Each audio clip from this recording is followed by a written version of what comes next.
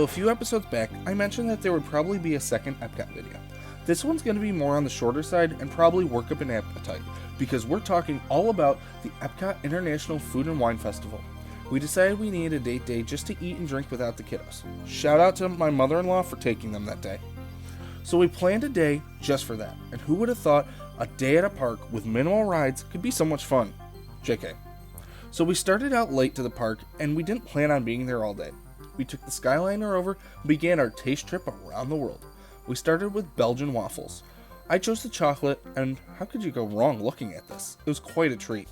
My wife had the fruit one, which she said was good. Next was Fuji apple sake and lemon drops in Japan. The sake which I had was good, although the aftertaste was a bit overpowering towards the end. I tried her lemon drink, and I think it definitely was the better of the two. Next off to the American Adventure. My wife raved about the pina colada funnel cake, which was a hard pass for me as I don't enjoy pineapple or coconut. So I had tried the coffee-flavored hard cider, and I was thoroughly impressed. You could smell the coffee aroma off of it, and it tasted like an iced coffee. It was quite good. I honestly keep forgetting to look for it in stores I hear at home. After that, it was time to have something I was looking forward to. Gnocchis in Italy. I had the classic version with bacon in the sauce, which I would have never expected or even thought to add. It added so much flavor, it was amazing. Sam had the garlic alfredo with mushrooms, which was also very good. We hoped to swing by again later in the day to get more, but we never ended up getting there. We also split a drink, which I thought was okay. She liked it more though. Next, we swung by Germany for some sausage in a pretzel bun. Like, two of the greatest food things you could have, and it definitely was. I was hoping the portion size was a little bit larger though. Well, at the end of World Showcase Promenade, we got Kung Fu Punch in Japan, which was very good. A little much toward the end, but very delicious. This is actually available all the time, and I didn't realize it until a few days before, but nonetheless, I was glad I tried it. After that, we needed to space out some eating. So, I've got a question. Have you seen a duck? I think you know where we're going with this. Off to Mexico to do a ride with Jose, Panchito, and Donald. Where's Donald? Yes, the Grand Fiesta Tour with the Three Caballeros. Don't ask me why, but this has become my guilty pleasure of a ride, and I have no idea why. Maybe it's just these characters and the catchy tune, but I love this ride. Its subtle way of interacting the characters in the attraction and still showcasing the wonders of Mexico fit right in with that mix of adding Disney characters and keeping classic EPCOT. I know I'm in the minority when I say I hope this stays for the long run. So, this channel is called 716 Coasters.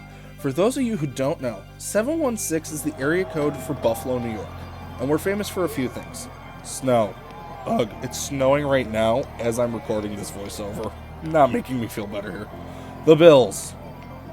Maybe next year, Kansas City got handed this one. And the Sabres. No goal. Oh, and chicken wings.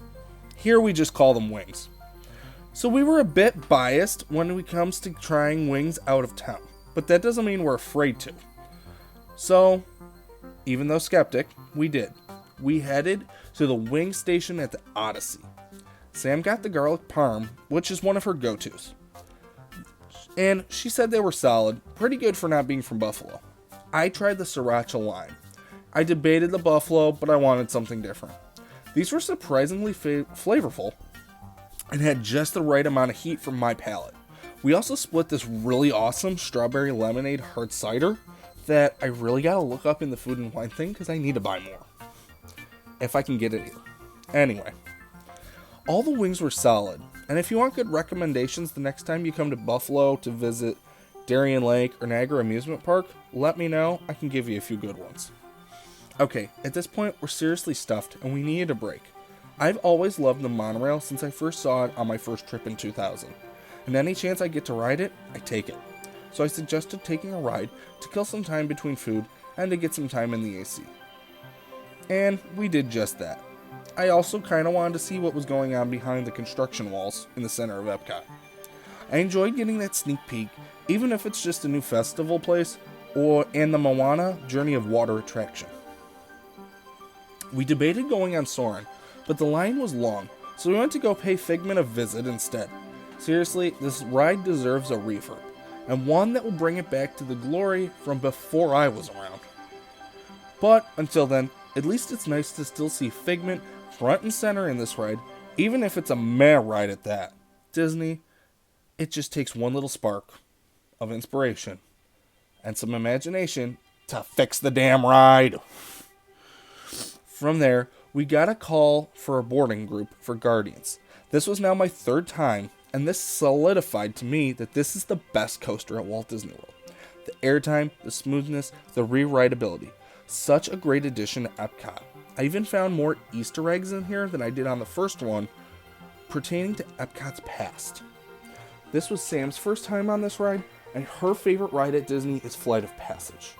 As we're walking off, she looked at me and went, I think I like this better than Flight of Passage. Like, that is how good this attraction is. And I'm not trying to oversell it either here. It really is up there in coaster lists for me. At this point, we were hungry again, so we went to finish our food and wine tour. The Yuko fries were next since they were close. The garlic aioli was amazing, and they were pretty good fries, and we've never had anything quite like this. But it's French fries.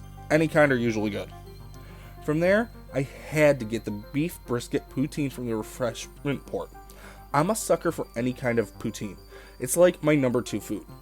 If I got stranded on an island, that would be one of the 2 things I get to choose to eat for the rest of my life. This was very flavorful and had a wonderful mix on the traditional fried curds and gravy mix. We closed out our day with a red stag in a cherry slushie. It was supposed to be in something else. I cannot remember what, but they said we could still do it in cherry slushie, and I was like, okay. And my god, this was amazing. Like, you could pound a few of these and be toasty real easily. And that ended our time at EPCOT. But we closed out the night with one more thing. We went over to Yacht Club to see the gingerbread carousel, which was such a cool sight to see, as we've never really checked anything out. And it's kind of hard to believe they made all of this stuff out of actual edible gingerbread. It's quite incredible. If I didn't already love EPCOT from its quirkiness, the food and flavors would have easily done it after this day.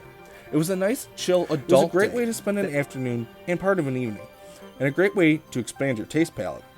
Just make sure your wallets are prepared. That's going to do it for this video. Got any recommendations for other things to try at Food and Wine or any of the other EPCOT festivals next time we're there? Let us know. What do you think of the stuff we tried? And as always, thank you all for watching, and we'll see you in the parks.